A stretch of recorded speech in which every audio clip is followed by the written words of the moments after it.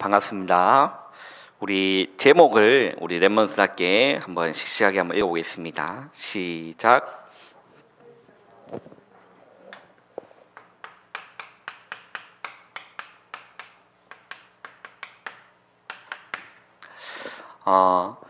우리 10월이죠.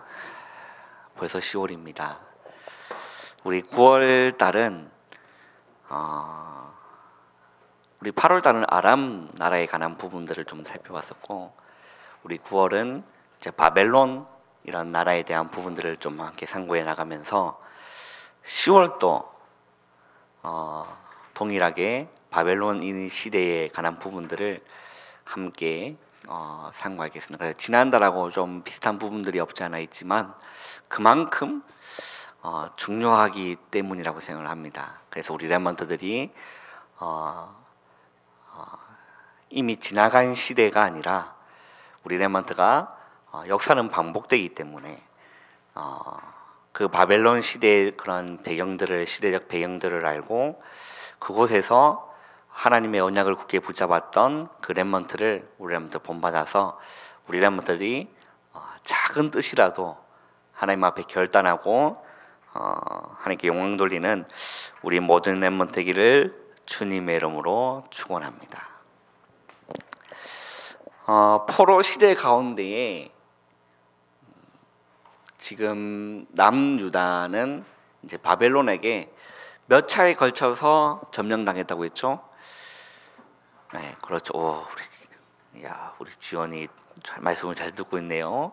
3차에 걸쳐서 바벨론이 남유다를 이렇게 장악했습니다. 그래서 1차, 2차, 3차의 포로 아래 이렇게 잡혀간 거죠. 그래서 3차 때 남유다 왕은 누구였죠? 두 눈이 뽑힌 왕이 누구였습니까?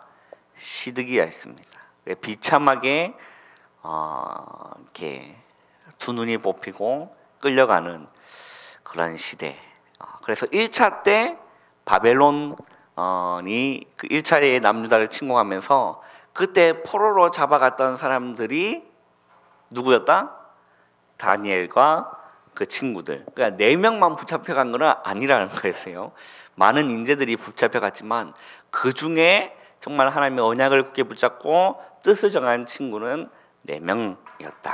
대표적인 사람이 4명이었다라는 거죠. 그래서 우리 다니엘서 1장에 보면 우리 1절을 한번 읽어보겠습니다. 시작.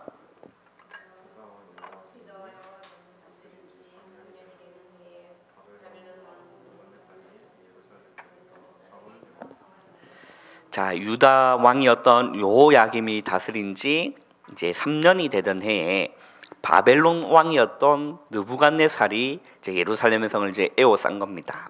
그래서 3절에 보면 왕이 환관장 아스부나스에게 말하여 이스라엘 자손 중에서 왕족과 귀족 몇 사람, 4절 보면 곧 흠이 없고 용모가 아름다우며 모든 지혜를 통찰하며 지식에 통달하여 학문에 익숙하여 왕궁에 설 만한 소년을 데려오게 하라고 그들에게 갈대아 사람의 학문과 언어를 가르치게 하였고 라고 했죠. 그래서 그냥 사람들이, 그냥 일반 사람들이 이제 포로 잡혀간 것이 아니라 쉽게 얘기하면 어떤 사람들이 잡혀간 거죠? 똑똑한 사람들, 엘리트들을 뽑아서 그 이제 강대국이었던 바벨론이었으니까 더 그 나라를 왕성하고 강건하게 만들려고 엘리트들을 이제 뽑아서 이렇게 하는 겁니다. 그래서 그 사람들에게 이제 갈대아 언어를 가르쳤다라고 했습니다. 자, 그리고 이렇게 되어 있어요. 7절에 보면 환관장이 그들의 이름을 고쳐라고 했죠. 다니엘은 벨드사살이라 하고 하냐나는 사드락이라고 하고 미사엘은 메삭이라 하고 아사랴는 아벳느고라 하였느니라 라고 했어요. 자, 그래서 이들을 이제 데리고 가서 우리가 일제 감정기 시에도 마찬가지였어요. 이제 그들을 이제 그 나라를 장악하기 위해서는 이제 일제 강점기 시대도 뭘 했죠? 이름들을 바꾸고 그리고 그 나라 언어를 이렇게 이제 못 쓰도록 하는 겁니다. 그게 실제 있었던 일 아닙니까?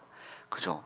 그런데 우리나라 사람들이 그 중에 뜻을 모았던 몇 명의 사람들이 이 한국어를 잃어버리면 안 된다. 이 조선의 이런 그 문화와 이런 걸 잃어버리면 안 된다라고 해서 목숨 걸고 뜻을 모였던 몇 사람들이 그 언어를 지킨 거예요. 실제로. 그래서 이제 얼마 전에 이제 개봉했었던 영화 중에 말모이라는 그런 영화가 이렇게 있었잖아요. 추석에 그 영화를 봤는데 굉장히 의미 있다라는 생각이 들었어요. 그래서 역사상 이제 식민지 정책을 이렇게 했었던 그 나라 중에 모국어를 완전히 회복한 나라가 한국밖에 없대요. 대단한 거 아닙니까? 그렇듯이 이 지금 바벨론도 이 지금 이스라엘 나라의 사람들 데리고 와서 이름들을 바꾸고 이제 갈대아 언어를 가르치고 이제 이런 일들을 이렇게 하는 겁니다. 그래서 이제 장악해 나가고 이제 패권국가를 이렇게 확장시키는 그런 가운데 있는 거죠. 그런 가운데 이 다니엘은 또 다니엘과 세 친구는 뭘 정했다라는 거죠? 뜻을 딱 정했다라는 겁니다. 우리 랩런트들이요, 이 말씀을 딱 주고 그냥 한 귀로 듣고 한 귀로 흘리는 것이 아니라 내가 이 시대에 내가 오늘 하나님 나는 어떤 뜻을 정해야 됩니까? 하나님 내가 어떤 결단을 하기를 원합니까?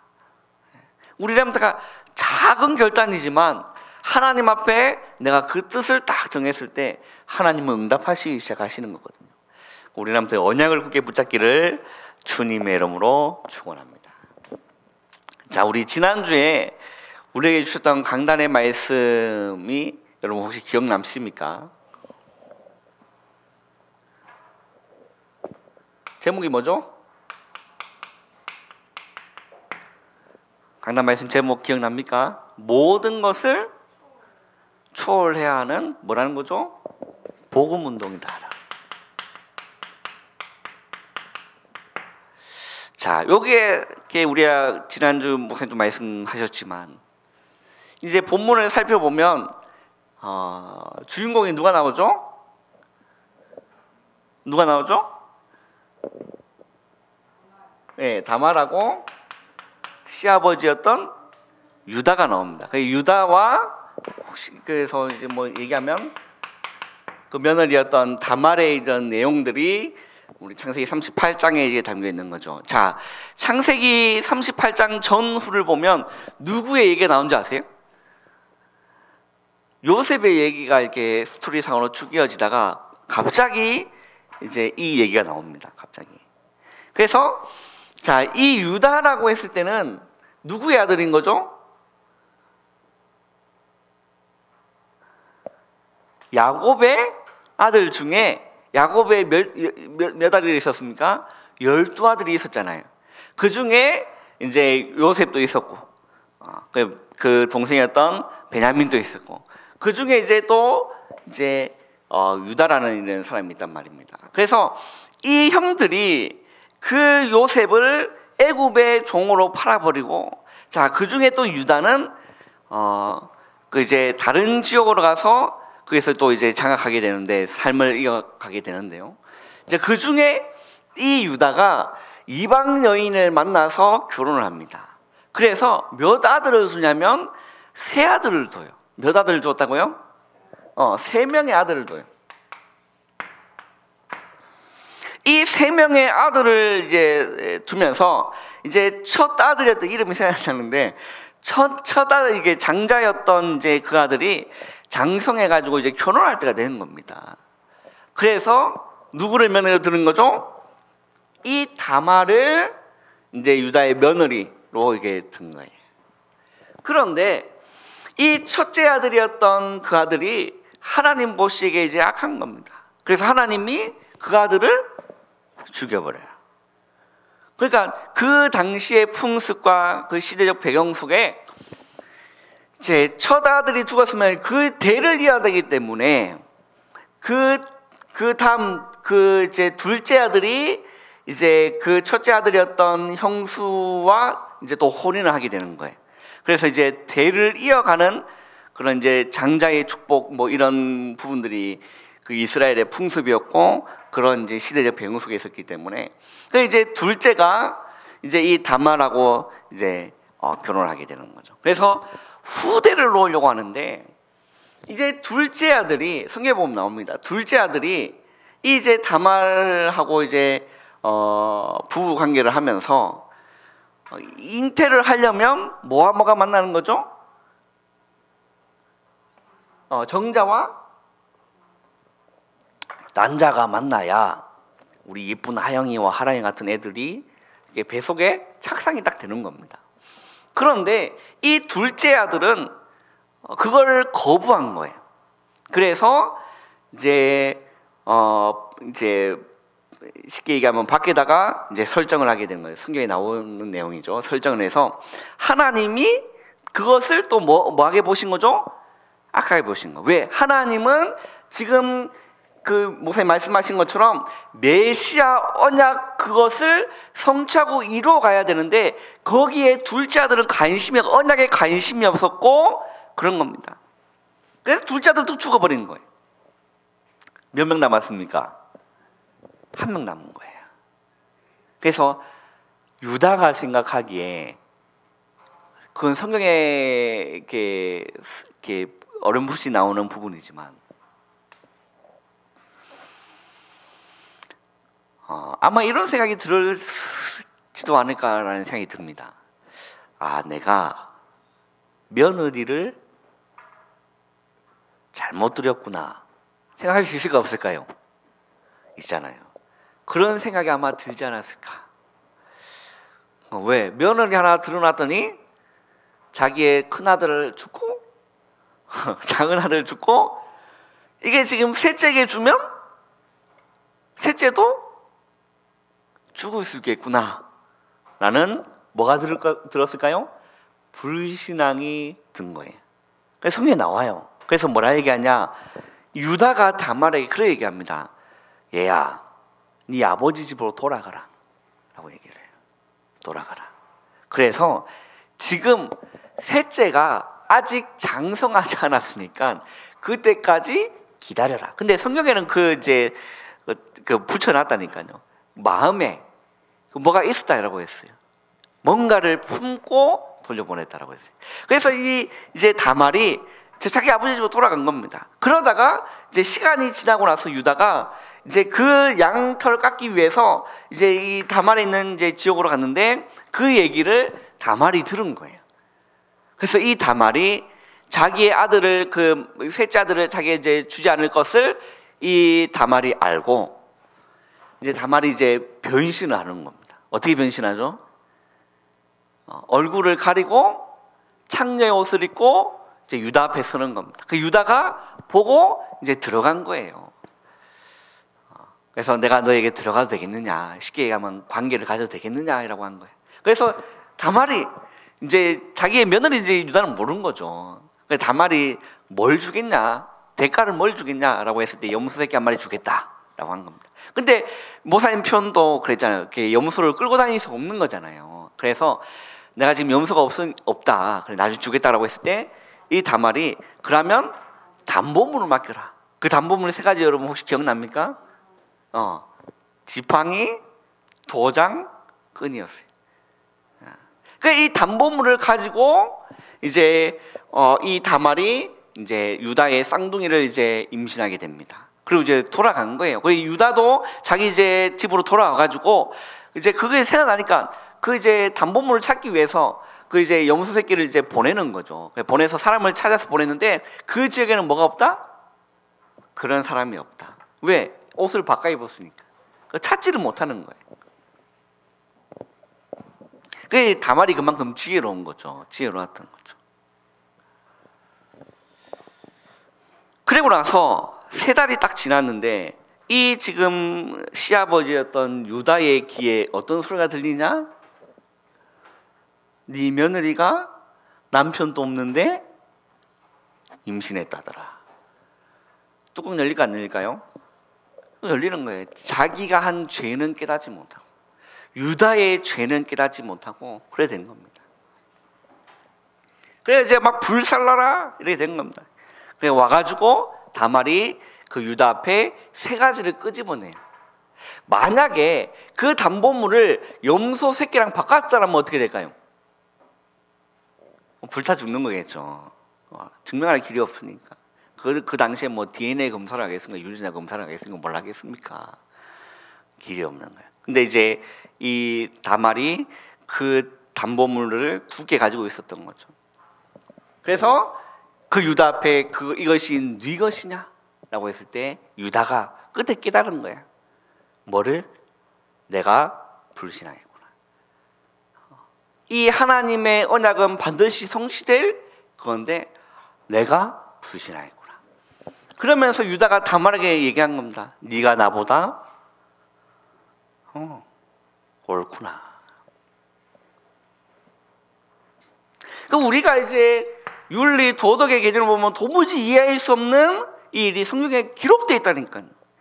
여러분 생각해 보세요. 성경에 이걸 재해버리면 좀 더 거룩한 책이 될 수 있을 그런 게 인간적인 생각하면 그렇지 않겠습니까? 막 역사도 막 사람들 바꾸려고 하는데, 근데 성경은 명확하게 적나라하게 표현하고 있다는 거예요.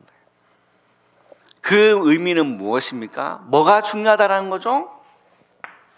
뭐가 중요하다?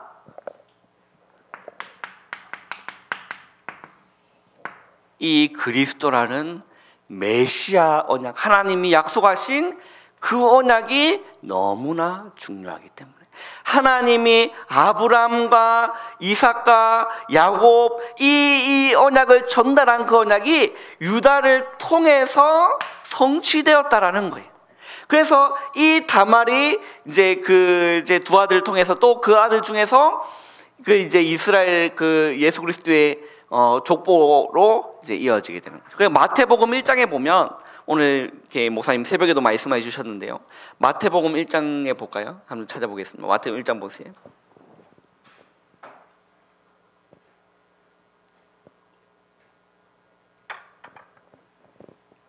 (1장 3절) 한번 읽어보겠습니다. 시작.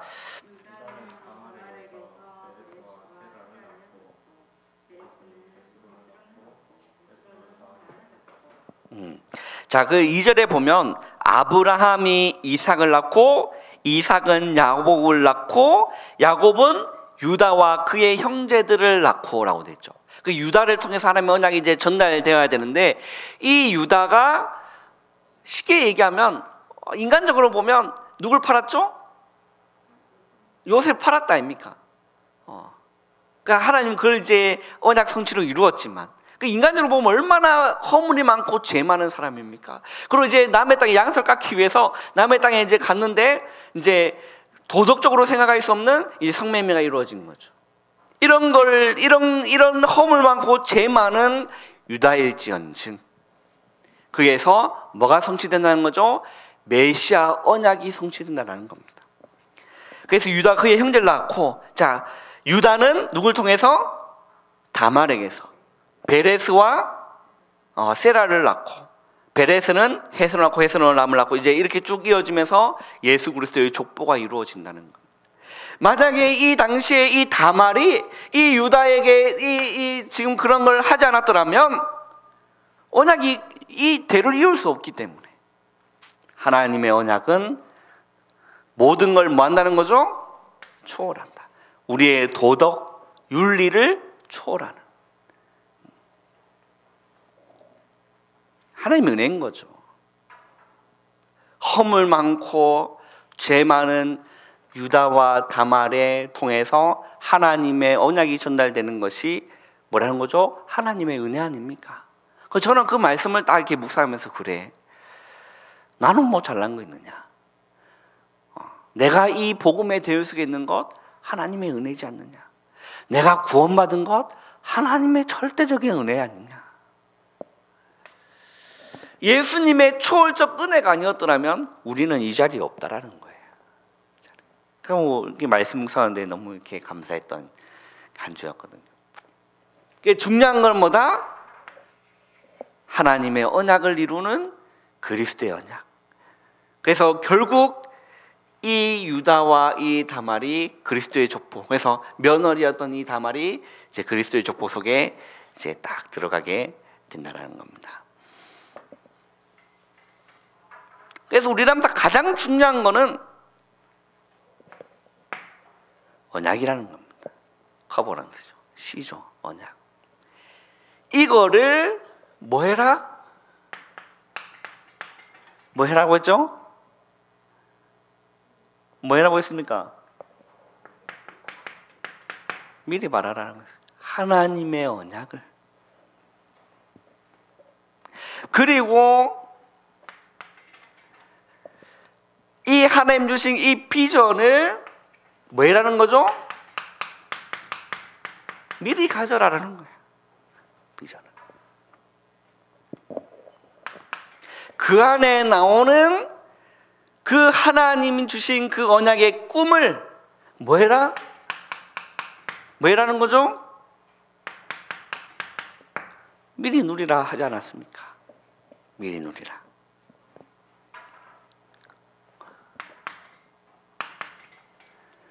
그것을 정복하는 겁니다. 자, 렘넌트 7명이 구약에 나왔던 또 그 역사에 나왔던 그 언약의 렘넌트 7명들이 보면 하나님의 언약을 미리 다 봤다라는 거예요. 그리고 미리 본 자는 미리 소유할 수 있고 소유한 자는 누릴 수 있는 거 아닙니까? 그래서 누리고 있으면 정말로 우리 렘넌트는 현장 가든지 어디 가든지 우리 렘넌트는요 정복해 나가는 겁니다.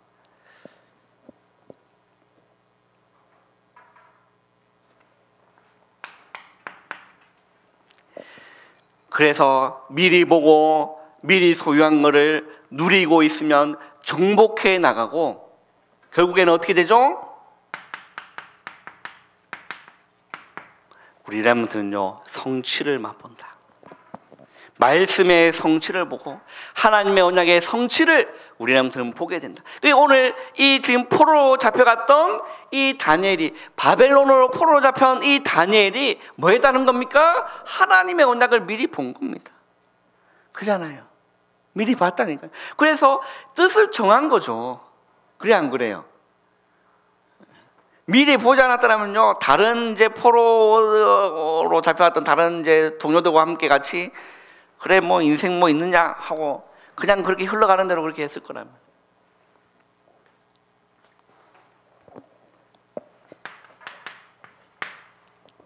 그래서 이 다니엘과 그 친구들은요 뜻을 딱 정한 겁니다.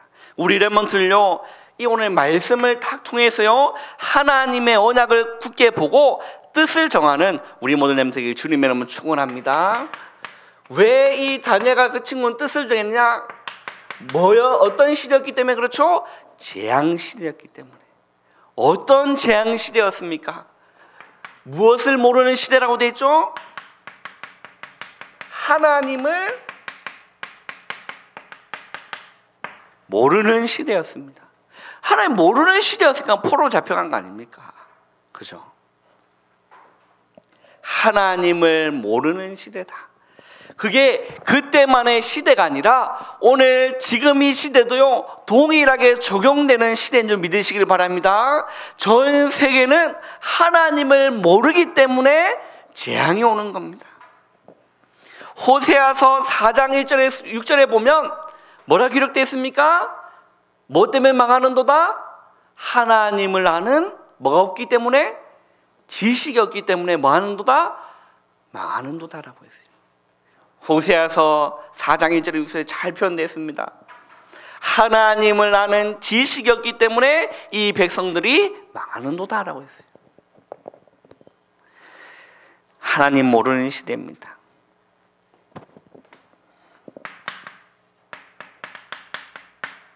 그리고 잠언 1장 7절에 보면 이렇게 표현되어 있습니다. 여호와를 경외하는 것이 뭐의 근본이다? 지식의 근본이다. 우리나라들요 공부 열심히 해야겠죠. 그런데 하나님을 모르고 공부 열심히 하면 소용없습니다. 왜? 여호와를 경외하는 것이 뭐기 때문에? 지식의 근본이기 때문에. 또 바울은 그렇게 표현합니다. 골로새에서 보면 그리스도 안에 지혜와 지식의 모든 부와 감춰져 있다라고 했어요.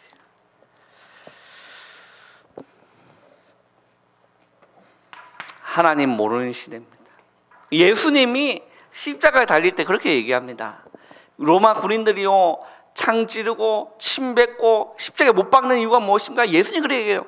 저들이 알지 못하여 저런다. 맞잖아요. 그리스도를 알면 어떻게 그렇게 할 수 있겠습니까? 알지 못하기 때문이다라고 했어요. 여러분, 하나님을 모르는 시대, 그게 우리라면 이 시대에 부름받았습니다.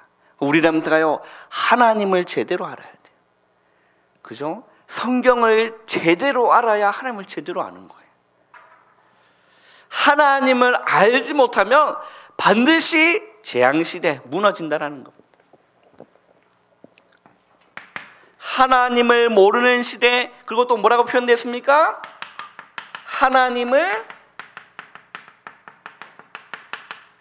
떠난 시대라. 그게 무슨, 하나님 모르니까 하나님 떠나 사는 거예요. 그럼 뭘로 살아갈 겁니까, 인간이? 뭘로 살아갈까요? 이걸로 살아가는 거죠. 창세기 3장, 6장, 11장, 사도행전 13장, 16장, 19장, 그리고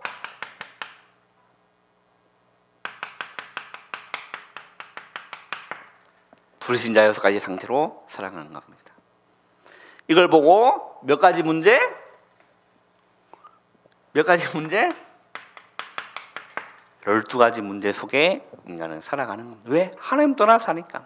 하나님 떠나 살아가는 사람은요, 자세히 쳐다보면요, 창세기 3장, 6장, 11장으로 살아간다니까.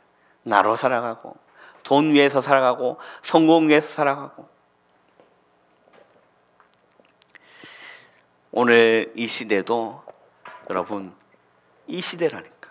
여러분이 앞으로 지금 가고 있는 학교 현장, 또 우리라면서 학교 졸업해서 나아갈 그 모든 현장이 이런 시대라는 겁니다. 하나님을 모르는 시대요, 하나님을 떠난 시대.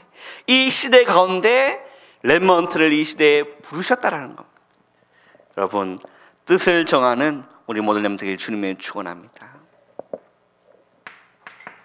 하나님을 모르는 시대요, 하나님을 떠난 시대요, 그리고 어떤 시대입니까?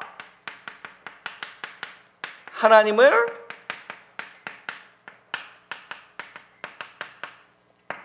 틀리게 믿는 시대입니다. 교회에 많습니다. 근데요, 하나님을 틀리게 믿는 시대는, 그게 무슨 말이냐?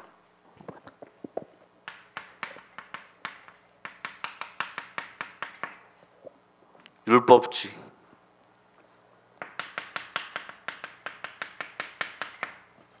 신비주의,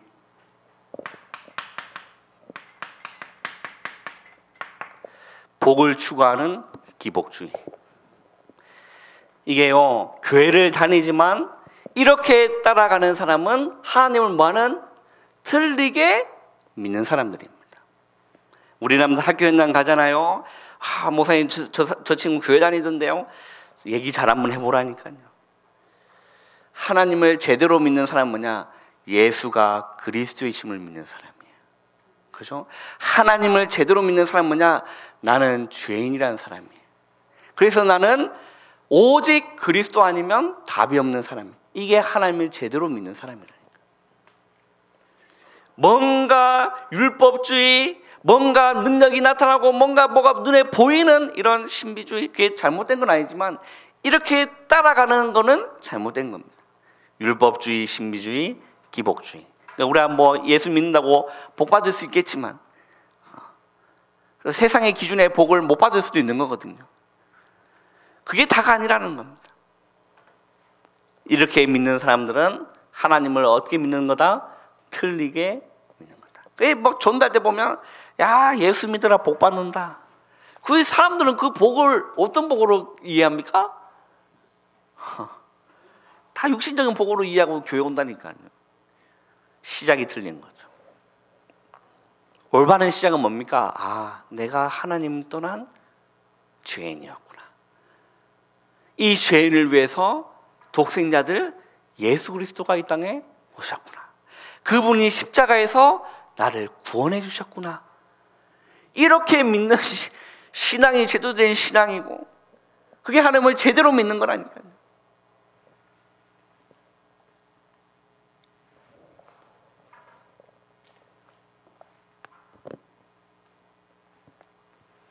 이런 재앙 시대입니다.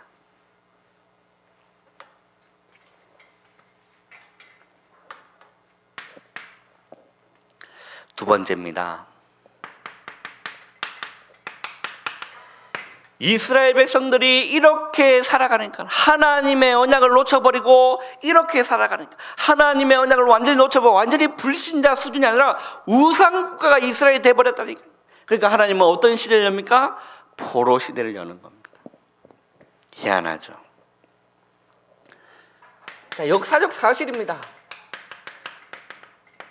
자, 솔로몬 시대 때 두 왕국으로 나눠졌다고 했어요. 그래서 북이스라엘은 누구에게 멸망당했습니까? 아수르에게 멸망당했죠. BC 722년에 아수르에게 이 북이스라엘은 멸망당합니다. 그리고 시간이 조금 지나서 남쪽에 살았던 이 남유다는 누구에게 멸망당합니까? 누구에 멸망당하죠? 바벨로니아였던 바벨론, 이 바벨론에게 남유다가요 세 차례에 걸쳐서 완전히 멸망당합니다. 그래서 BC 586년에 완전히 무너진 겁니다. 남유다가. 하나님의 중요한 언약이 담겼던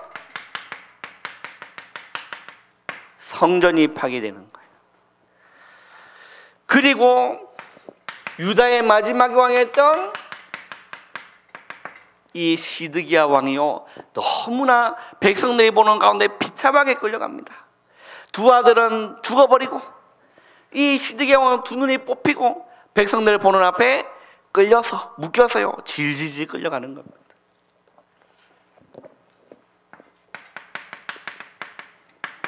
결국 이 이스라엘 백성요 아수르에게, 바벨론에게 포로로 완전히 끌려가게 되는 거죠.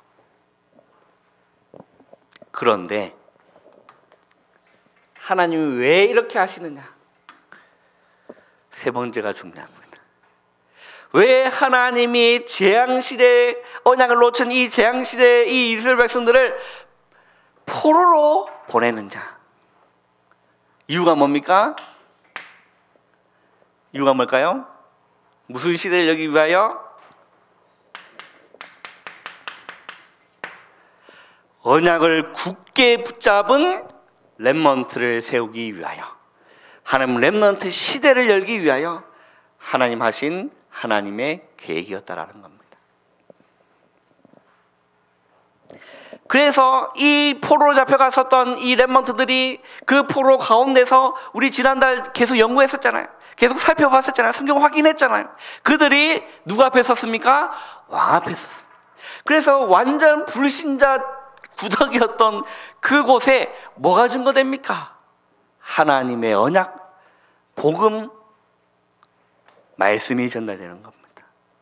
하나님 그걸 소원하시는 거예요. 하나님은 우리 렘넌트를, 이 시대 렘넌트를 그냥 세운 게 아니라니까요.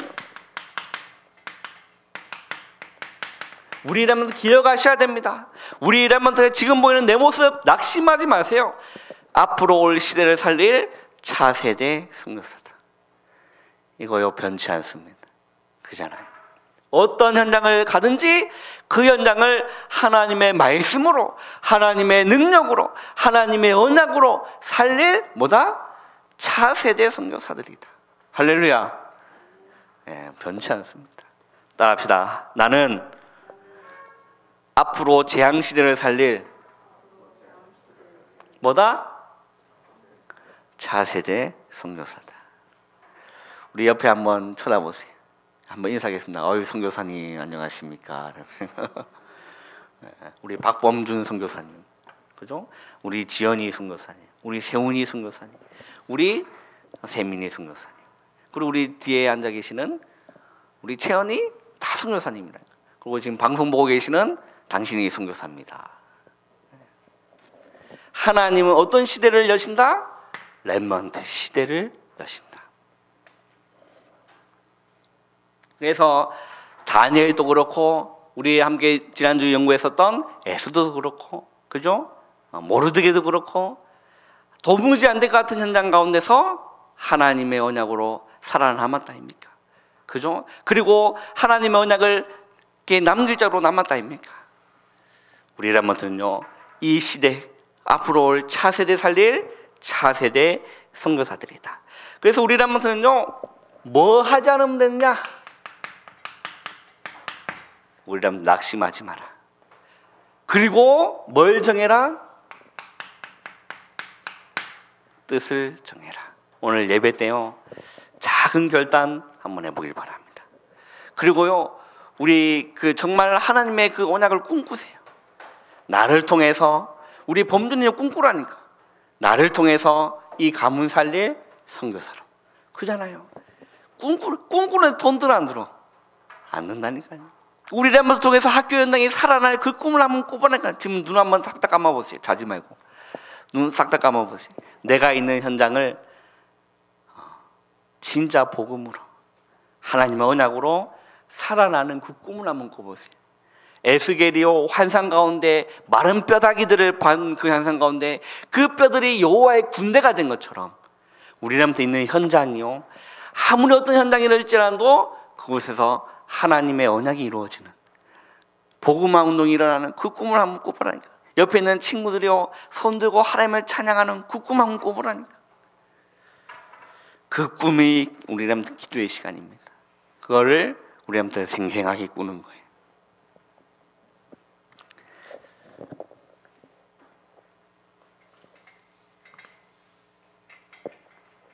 자, 그러면서 우리 렘넌트가요, 있는 현장 가운데 이거 시작하세요. 자, 우리 렘넌트들이 말씀을 묵상하지 않으면 나에게 주시는 하나님의 음성 들을 수 없습니다. 그죠? 하나님이 그 엘리야에게 뭡니까? 그 호렙산에 올라가지고 하나님 어디 가운데 계셨죠? 세미한 음성 가운데 하나님 계셨다라고 했어요. 우리 렘넌트 매주 말씀 주십니다. 그 말씀을 묵상하세요. 그리고 이걸 활용하시는 겁니다. 기도 수첩 메모 내보시고 그 말씀을 딱 묵상하면서요, 말씀 묵상하면 처음에는 뭐 어떻게 하는지 모르겠으면 하면 돼. 말씀을 깊이 한번 읽어보고 또 읽어보고 또 읽어보고, 그리고 질문한 겁니다. 이 말씀 나에게 왜 주셨을까? 그러면서 이제 묵상을 시작하는 거거든요. 그 말씀 묵상 다 해라. 우리 렘넌트 기도수첩 활용해서 있는 현장 가운데서 진짜 하나님 주시는 힘 얻으면 됩니다. 그죠? 영적인 힘 아닙니까? 그리고 그 가운데 우리 렘넌트 은혜로 충만하면 됩니다. 그래서 이번 한 주도 우리 렘넌트 뜻을 정하는 하나님 앞에 이 시대, 우리 시대를 보라니까요. 이 시대를 통해서 하나님 나를 렘넌트를 부르신 그 이유를 기억하면서 하나님 언약을 굳게 붙잡는 우리 모든 렘넌트 되기를 주님의 이름으로 축원합니다. 기도하겠습니다. 하나님 감사합니다. 오늘 남은 시간 또 성령으로 충만케 역사하여 주시옵소서. 예수님의 이름으로 감사하며 기도하옵나이다. 아멘.